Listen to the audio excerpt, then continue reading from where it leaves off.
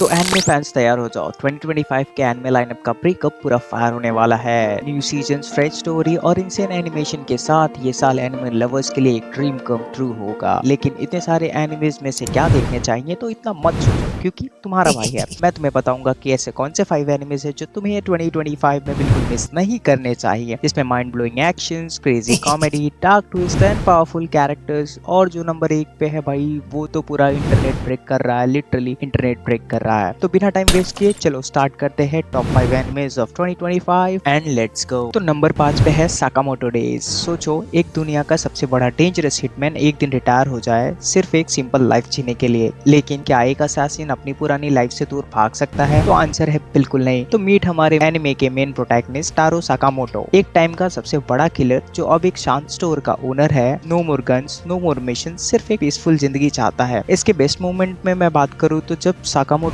बिना हिले एक पूरा गैंग उड़ा देता है। एक दिन उसके स्टोर पर अटैक होता है। विलेन सोचते हैं ये तो इजी टारगेट है, but they have no idea कि ये आदमी कौन है। बिना किसी हथियार के, सिर्फ अपने मार्शल आर्ट और स्मार्टनेस से साकामोटो हर एक गैंगस्टर को हवा में उड़ा देता है। कोई गन नहीं, सिर्फ प्लास्टिक बैग और नूडल के इस्तेमाल से। हाँ, ये बंदा रामन से भी लड़ सकता है। तो अब सवाल आता है, क्या ये एनिमे आपको मिस करना चाहिए? तो जवाब है बिल्कुल नहीं। देख लो यार, बहुत सही है। Non stop action plus hilarious comedy, एक ओपी प्रोटैगनिस्ट है जो दिखने में सॉफ्ट है बट फाइट में मॉन्स्टर है। जॉन विक प्लस वन पंच मैन का परफेक्ट कॉम्बिनेशन। सिंपल बोलूं तो एक कॉमेडी एक्शन धमाका जो तुम बार बार देखना चाहोगे। तुम क्या सोचते हो, साकामोटो का असली टैलेंट उसकी स्ट्रेंथ है या उसका दिमाग? तो नंबर 4 पे आता है चैनसो मैन द मूवी रेजे आर्क। अगर तुम चैनसो मैन के फैन हो तो रेजे आर्क एक इमोशनल, एक्शन पैक्ड और हार्ट ब्रेकिंग एक्सपीरियंस होने वाला है। वैसे तो ये एक एनिमे ना होके उसकी मूवी है, जिसमें टेंजी और रेजी की कहानी सिर्फ प्यार और रोमांस तक नहीं बल्कि एक डेडली बिट्रेल है जो हर फैन को शॉक कर देगा।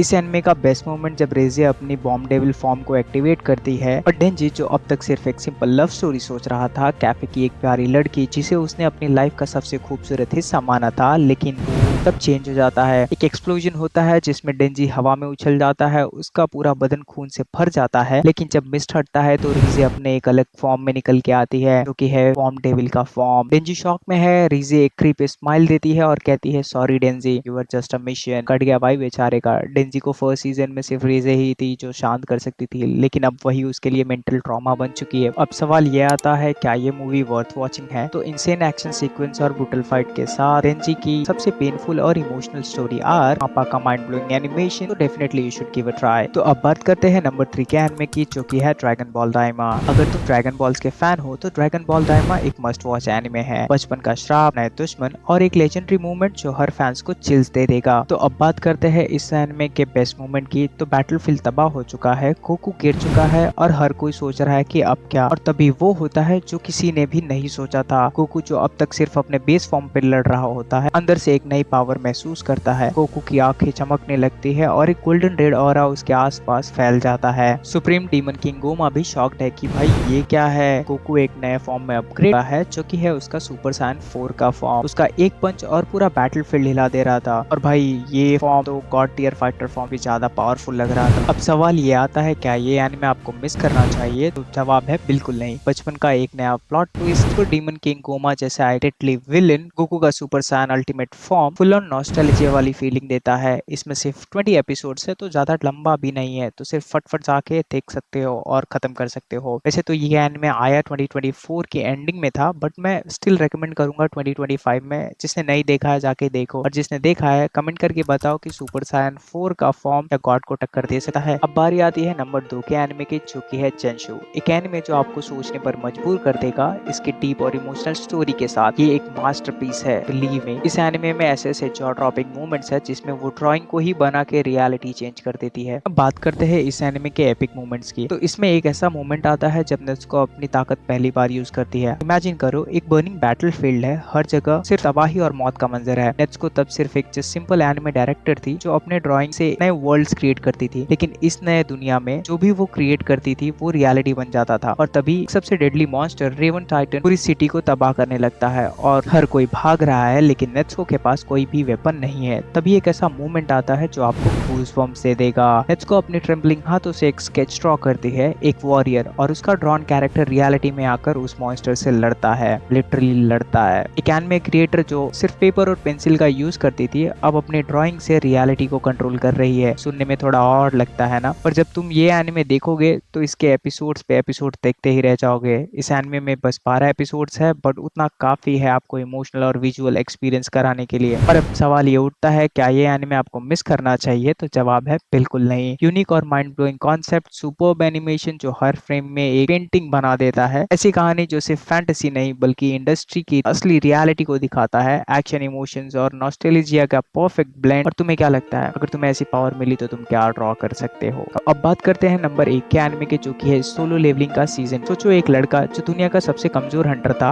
अब इतना ज्यादा ताकतवर बन चुका है कि गॉड भी उसका सामना करने से पहले डरते हैं। एक ऐसी कहानी जिसमें हर एपिसोड के साथ थ्रिल बढ़ता ही जाता है। तो ये 2025 के जनवरी मंथ में आई सोलो लेवलिंग का सीजन 2 है। जब पहले सीजन का लास्ट एपिसोड आया था, तब एक बात क्लियर हो गई थी कि सन जिनवो अब सिर्फ एक सिंपल हंटर नहीं रहा बल्कि एक मॉन्स्टर बन चुका है। लेकिन ये सिर्फ शुरुआत थी। तो सीजन 2 का पहला एपिसोड शुरू होता है एक बड़ी छुपी हुई सच्चाई के साथ। इसमें एक नया वर्ल्ड है, मोनार्क। अब मोनार्क क्या होते हैं, सिंपल वर्ड में बोलूं तो सोचो कि एक ऐसा शख्स है जो जिंदा लोगों से नहीं बल्कि मुर्दों की सेना से लड़ता है। एक ऐसा राजा है जो जिंदगी और मौत के बीच का फर्क मिटा सकता है। यही है शैडो मोनार्क, एक ऐसी शक्ति जिसे देवता लोग भी रोक नहीं सकते। सोलो लेवलिंग में टोटल 10 मोनार्क्स है। इन सभी में शैडो मोनार्क एशबॉर्न की सबसे ज्यादा पावरफुल है, की शक्तियों का कोई तोड़ नहीं है। और अभी के लिए शैडो मोनार्क की पावर जिन्वो के पास है। अब सोच रहे होंगे जिन्वो तो सबसे ज्यादा पावरफुल है, तो स्टोरी में थ्रिल आएगा कैसे? तो जवाब है, इस बार जिन्वो को ऐसे विलन के साथ लड़ना है जो कि जिन्वो से भी ज्यादा पावरफुल है, जिसे शैडो मोनार्क भी अपनी मौत समझता था। एनिमेशन जो आपके होश उड़ा देगा। अगर आपको लगा कि पहला सीजन का एनिमेशन जबरदस्त था,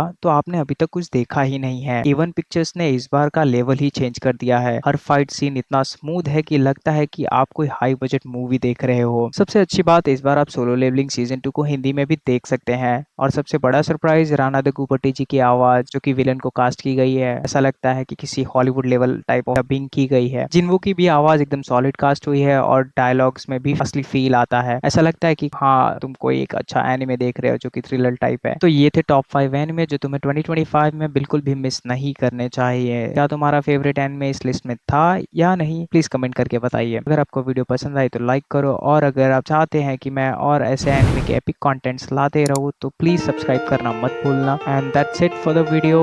मिलते हैं किसी अच्छे धमाकेदार वीडियो के साथ। Till then stay hyped and keep watching.